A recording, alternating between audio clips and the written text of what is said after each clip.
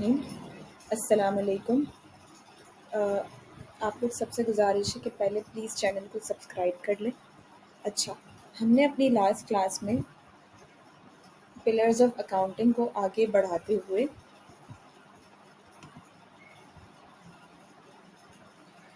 Liability और equity को cover किया था। अच्छा, अब हमारे सिर्फ 2 पिलर्स रह गए हैं जो कि है एक्सपेंसेस एंड रेवेन्यू। हम पहले उन पर आ जाते हैं। Expenses and revenue. इनकम क्या होती है? जिसके लिए आपने अपना बिज़नेस स्टार्ट किया, मतलब जो जो आपकी अर्निंग का ज़रिया है, जिसके लिए आपने अपने बिज़नेस का सेटअप स्टार्ट किया। क्यों स्टार्ट किया? ताकि आप इनकम जनरेट कर सकें। एसेट लिए, लायबिलिटीज़ बनी, इक्विटी आई, एक्सपेंसेस आए। क्यों आए? क्योंकि ताकि आप अपने बिज़नेस की इनकम बढ़ा सकें। तो अकाउंटिंग टर्म्स में ऐसा कोई पैसा जो आप रिसीव करें अपने गुड्स या सर्विसेज के अगेंस्ट, वो आपकी इनकम है। फॉर एग्ज़ाम्पल, आप सब्ज़ी बेचते हैं, सब्ज़ी का ठेला लगाते हैं, सब्ज़ी बेच के जो पैसे आपको मिलते हैं वो आपकी इनकम है। फॉर एग्ज़ाम्पल, आप मोबाइल रिपेयर करते हैं, उसे रिपेयर करने के एवज़ आपको जो पैसे मिलते हैं वो आपकी इनकम है। यानी कि कोई भी सेटअप जिसके थ्रू आप अपनी सर्विसेज या गुड्स बेच कर जो पैसे हासिल करेंगे वो आपकी इनकम होगी। अब जब इनकम होगी तो एक नेचुरल सी बात है या एक जनरल सी बात है कि आपको उसके अगेंस्ट एक्सपेंसेस भी बेयर करने पड़ेंगे। आप जब सब्ज़ी का ठेला लगाएंगे तो जहाँ ठेला लगाएंगे अलाउ नहीं होगा, वहाँ का भत्ता देना पड़ेगा, आपका एक्सपेंस है। अगर आप अंधेरे में कहीं ठेला लगा रहे हैं, आपने दुकानदार से कहा यार एक बल्ब की लाइन दे दो, जैसे फ्रेंच फ्राइज़ बेच रहे हैं, तो आपने कहा यार एक इलेक्ट्रिसिटी तो मेरे पास है नहीं ठेले पे, तुम कनेक्शन दे दो, मेरा मशीन चलेगा, मुझे लाइट जलानी है, मैं तुम्हें यूटिलिटी पे कर दूंगा। आपका एक्सपेंस है। आपने चिप्स बेचने के लिए बॉक्सेस खरीदने पड़ेंगे जिसमें आप चिप्स डाल के देंगे, वो आपका एक्सपेंस है। यानी कि इनकम कमाने के लिए, इनकम को हासिल करने के लिए जितने भी खर्चे करने पड़ेंगे वो आपके एक्सपेंसेस होंगे। तो इनकम और एक्सपेंसेस में इतना कोई रॉकेट साइंस नहीं है, बहुत सिंपल सी बात है। मतलब इन जनरल टर्म्स में आपको इसी तरह समझा सकती हूँ, लेकिन आगे जब हम एक्सरसाइज करेंगे और आगे जैसे जैसे कंटिन्यू करेंगे तो आपको बहुत बेहतर समझ आएगा। अच्छा, एक चीज़ आप अपने जहन में हमेशा रखिएगा। मैं यहाँ आपको एक चीज़ ड्राइव करके बता देती हूँ, आपके बहुत काम आएगी आगे जाके। अभी तो वो ऐसा कोई मसला नहीं है उसमें, अभी तो हम उस स्टेज पे नहीं पहुँचे, लेकिन हम मेन अकाउंटिंग में 2 चीज़ें लेके चलते हैं, बैलेंस शीट और एक प्रॉफिट एंड लॉस। ठीक है? तो इनकम और एक्सपेंसेस,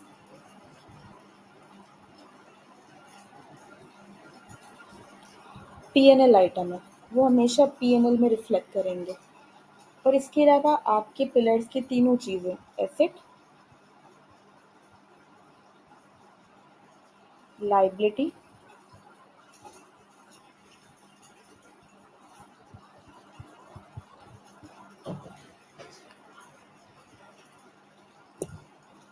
और इक्विटी,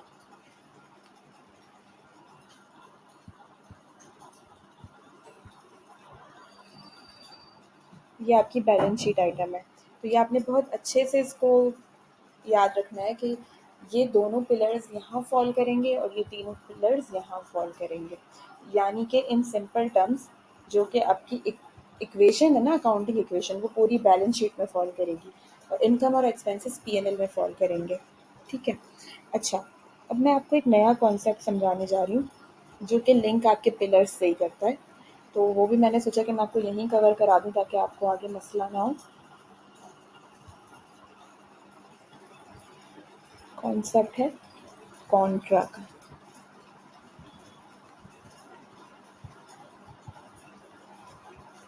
कॉन्ट्रा क्या है? हर चीज़ के अगेंस्ट जो उसको कम करे, जो उसको काटे, वो कॉन्ट्रा है। एसेट, इसका भी कॉन्ट्रा होगा। लायबिलिटी का भी कॉन्ट्रा है। इक्विटी का भी कॉन्ट्रा है। इनकम का भी कॉन्ट्रा है। एक्सपेंस का भी कॉन्ट्रा है।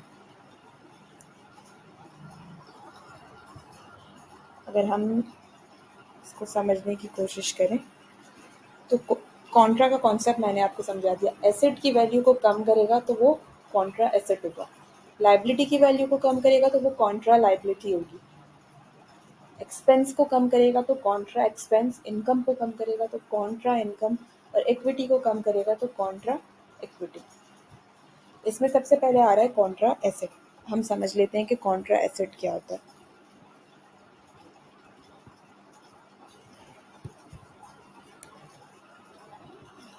कॉन्ट्रा का कॉन्सेप्ट आपको बहुत आगे जाके वरना तंग करेगा अगर इस लम्हे आपने इसको नहीं समझा। कॉन्ट्रा एसेट, आपके एसेट की वैल्यू को क्या क्या चीज़ें कम कर सकती हैं। आपने फिक्स एसेट रखा हुआ है, कोई कंप्यूटर रखा हुआ है, मशीनरी रखी हुई है, फर्नीचर रखा हुआ है, गाड़ी रखी हुई है, लैपटॉप रखा हुआ है, कुछ भी रखा हुआ है। वक्त के साथ साथ एक चीज़ की कोई लाइफ होती है, यानी कि अगर आपने कार ली है 1 मिलियन की, यानी कि 10 लाख की फॉर एग्जाम्पल, ठीक है, उसकी लाइफ आपकी एस्टिमेटेड है कि 5 साल चलेगी, इससे ज़्यादा नहीं चलेगी। समझ आ रही है बात। कार जो है वो 10 लाख की है, उसकी लाइफ है 5 साल, तो वो 5 साल तक ही चलेगी। तो वो पाँचों साल में डेप्रिशिएट होगी, यानी कि उसकी वैल्यू कम होती रहेगी। तो अगर आप अपने 10 लाख को डिवाइड बाय 5 करेंगे तो 2 लाख से वो हर महीने डेप्रिशिएट होगी, ठीक है। तो अब आप बैलेंस शीट पे क्या करेंगे।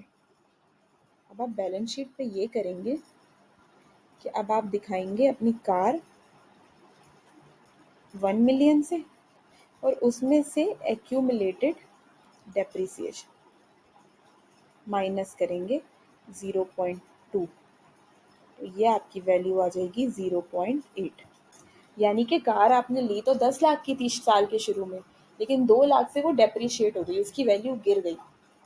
तो आपकी बैलेंस शीट पे जो अमाउंट आएगा वो आएगा 8 लाख रुपए। यानी कि आपके एसेट को एक्यूमुलेटेड डेप्रिसिएशन ने काटा, उसको कम किया, इसलिए वो कॉन्ट्रा एसेट में चला गया। ठीक है, समझ आ रही है ये बात। दूसरी एग्जांपल भी मैं आपको दे देती हूँ, बहुत आसान है, मुश्किल नहीं है, बेसिक कॉन्सेप्ट के लिए। आगे जाके जब क्वेश्चंस करेंगे तो फिर मसला ही नहीं रहेगा आपको कोई भी। रिसीवेबल 100 रुपए का, एक बंदे से आपने पैसे लेने हैं 100 रुपए।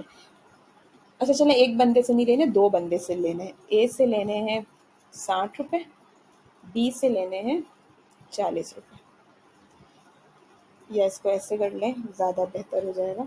बी से लेने हैं 30 रुपए और सी से लेने हैं 10 रुपए, ये टोटल हो गए 100। ए ने कहा मैं दे रहा हूँ, उसने दे दी, मैं दूंगा, मैं आपको विद इन वीक दे दूंगा। बी ने कहा मैं आपको विद इन 2 वीक दे दूंगा। अच्छा, सी डिफ़ॉल्ट कर गया, उसने कहा भाई मेरे पास तो कुछ है ही नहीं, मैं आपको पैसे दे ही नहीं सकता, मैं तो लिक्विडेट हो गया हूँ, मेरे पास पैसे हैं ही नहीं। तो इससे आप अपना बैड डेट एक्सपेंस बुक करेंगे। बैड डेट किया कि जो पैसा डूब गया। तो बैलेंस शीट पे आपके पास 100 रुपए पड़े हुए हैं एज एन एसेट, 10 रुपए तो आपको मिलने ही नहीं है, तो आप 10 रुपए माइनस कर देंगे अलाउंस फॉर बैड डेट्स के नाम से।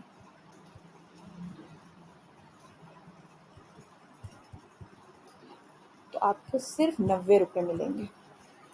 तो ये 10 रुपए आपके रिसीवेबल को कम कर रहे हैं, काट रहे हैं, इसलिए ये कॉन्ट्रा एसेट है। प्रेजेंटेशन पे भी अगर आप आएंगे तो मैंने यही एग्जांपल लिखी है, allowance for bad debt, allowance for depreciation. Mainly ये 2 ही चीज़ें होती हैं।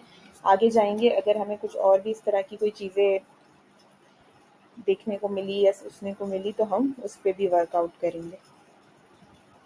अच्छा, कॉन्ट्रा लाइबिलिटी एज सच कोई बहुत नहीं होती हैं कॉन्ट्रा लाइबिलिटीज़, और ना एग्ज़ाम में इतनी आपको मिलेंगी। एक एग्जांपल थी इसकी, discount on bill payable. Bills payable पे अगर आपको कोई डिस्काउंट मिल रहा है, यानी कि आपने बैंक को पैसे देने हैं 100 रुपये, बैंक ने आपको डिस्काउंट कर दिया कि यार इतना मैं आपको कम कर देता हूँ, तो आपको 10 रुपये का डिस्काउंट दे रहा हूँ, तो आपने 90 दे देना है, तो वो आपकी लाइबिलिटी को कम करेगा, तो वो कॉन्ट्रा लाइबिलिटी हो जाएगी। लेकिन एज सच कॉन्ट्रा लाइबिलिटी आपको देखने के लिए नहीं मिलेंगी। तो ये सिर्फ मैंने आपको थ्योरी के तौर पे कॉन्सेप्ट समझा दिया है। कॉन्ट्रा एक्सपेंस क्या होता है? अच्छा, हम बात कर रहे थे, हमने अभी अपना जो है वो कॉन्ट्रा एसेट देख लिया, कॉन्ट्रा लायबिलिटी का मैंने थ्योरेटिकल कॉन्सेप्ट आपको समझा दिया। अब आती है बारी कॉन्ट्रा एक्सपेंस और कॉन्ट्रा इनकम की भी। तो पहले मैं आपको बता दूं कि कॉन्ट्रा एक्सपेंस क्या होता है। अच्छा, कॉन्ट्रा एक्सपेंस दो तरह के होते हैं, एक होता है आपका परचेज डिस्काउंट और एक होता है आपका परचेज रिटर्न, जो कि स्लाइड में लिखा हुआ है। इसका कॉन्सेप्ट इस तरह समझ लीजिए कि आप सब्जी का ठेला लगाते हैं, ठीक है, आप मार्केट गए,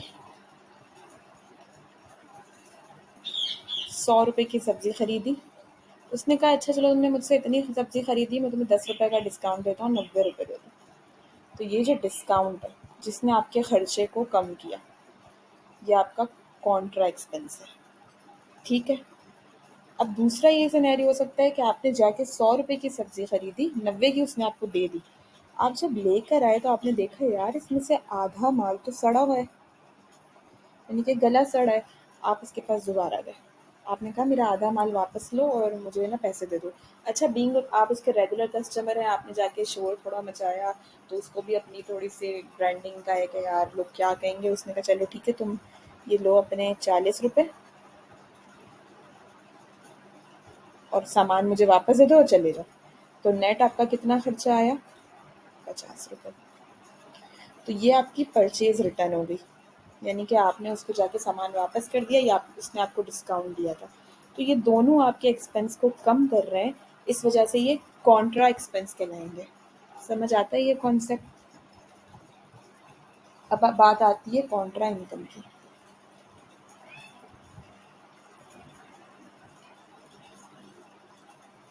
कॉन्ट्रा इनकम क्या है? कॉन्ट्रा इनकम है अपोजिट, ऐसे ही सेल्स रिटर्न, सेल्स डिस्काउंट। इसी सिनेरियो को थोड़ा सा वो कर दें, आपने आके अपना ठेला लगा दिया सब्जी का, ठीक है, मिस एक्स आई, उन्होंने आपसे, डेली कस्टमर है आपकी, 50 रुपए की सब्जी खरीदी, उसने कहा भाई नहीं कम करो, ये तो बहुत ज़्यादा है, ये आपकी इनकम वैल्यू, ठीक है, ये तो बहुत ज़्यादा है, इतने तो मैं नहीं दे रही, 5 रुपये कम करो, 5 रुपये कम करो। बार्गेनिंग आपको पता है हर कोई करता है। तो आपने उससे कहा अच्छा चलो ठीक है, 5 रुपये कम, 45 रुपीज़ दो और सामान ले जाओ। क्या हो गया? ये सेल्स डिस्काउंट। ये सामान जिस सब्जी के आप 50 रुपये उससे ले रहे थे, उसका आपने इसको 5 रुपये कम करके 45 में दे दी। इसने आपकी इनकम को कम किया, इसलिए ये कॉन्ट्रा इनकम है। इसी तरह मिक्स वाई भी आपके पास आई, उन्होंने आपसे 20 रुपये की सब्ज़ी खरीदी, घर गई लेकर आई कि यार ये तो गली सड़ी सब्ज़ी आपने मुझे दे दी है, मुझे तो नहीं चाहिए। अच्छा, आपने भी अपने कस्टमर की वेलबींग का ख्याल रखा, आपने कहा नहीं मेरा लॉन्ग टर्म कस्टमर है, फिर मेरी वैल्यू भी ख़राब होगी, लोग आसपास के सुन रहे हैं। आपने कहा अच्छा ये लें अपने 20 रुपये, जाएँ, या कुछ और खरीद लें या जाएँ। वो चली गई पैसे लेकर। ये आपकी सेल्स रिटर्न हो गई, यानी कि आपके 20 रुपये जो आपने कमाए थे वो ख़त्म करता है। तो इस केस में ये सेल्स रिटर्न है, यानी कि ये आपकी इनकम को कम कर रहा है, तो ये कॉन्ट्रा इनकम कहलाएगा। समझ आती है ये बात? कॉन्ट्रा इक्विटी सिर्फ एक ही है अभी तक आपके केस में, ड्राइंग, यानी कि आपने अपने बिजनेस से कोई पैसे निकाल लिए खर्च करने के लिए, ड्राइंग्स कर ली, तो वो कॉन्ट्रा इक्विटी कहलाएगी। तो यहाँ पे कॉन्ट्रा का जो कॉन्सेप्ट है वो ख़त्म होता है। अच्छा, अब एक एक्टिविटी है जो हमने डिज़ाइन की है, जो जितना भी अभी हमने इस चीज़ को पढ़ा है वो इसमें इंशाल्लाह कवर हो जाएगी। और जो क्लासिफिकेशन ऑफ अकाउंट्स की बात थी, तो वो भी इसके थ्रू आपको बेहतर समझ आएगी कि अकाउंट्स को कैसे क्लासिफाई करते हैं। इसको मैं थोड़ा सा जूम करती हूँ। A list of item, from list of items classify which one is covered under which head.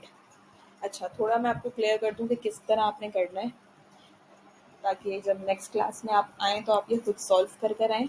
तो जो नेक्स्ट वीडियो मैं अपलोड करूँगी वो इसका सोल्यूशन ही होगा विद सम एक्सप्लेनेशन। तो आप उससे चेक भी कर लीजिएगा अगर आपको कोई इश्यू होगा तो। ठीक है, आपने करना क्या है, आपने एक क्लासिफिकेशन रखनी है एसेट, जिसमें दो आएंगे, current asset, non current asset, और करंट में टेंजिबल, सॉरी करंट में टेंजिबल नहीं, नॉन करंट में टेंजिबल और इंटेंजिबल।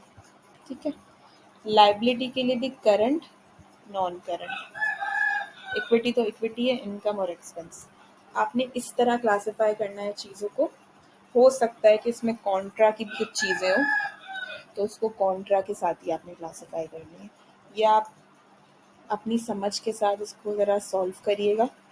फिर नेक्स्ट क्लास में मैं इसका जो है वो, नेक्स्ट क्लास में नहीं, नेक्स्ट वीडियो में इसी के सोल्यूशन की अपलोड करूँगी, और फिर हम मूव करेंगे रूल ऑफ डेबिट क्रेडिट पर। फिर उसके बाद हम जर्नल की तरफ जाएंगे। तो यहाँ आपकी बेसिक इंशाल्लाह ख़त्म होती है। अभी रूल ऑफ डेबिट क्रेडिट बाकी है। अच्छा, कुछ कॉन्सेप्ट ऐसे होंगे जो बेसिक्स के मैं साथ साथ कवर कर रही होंगी, तो एज सच मसला नहीं होगा।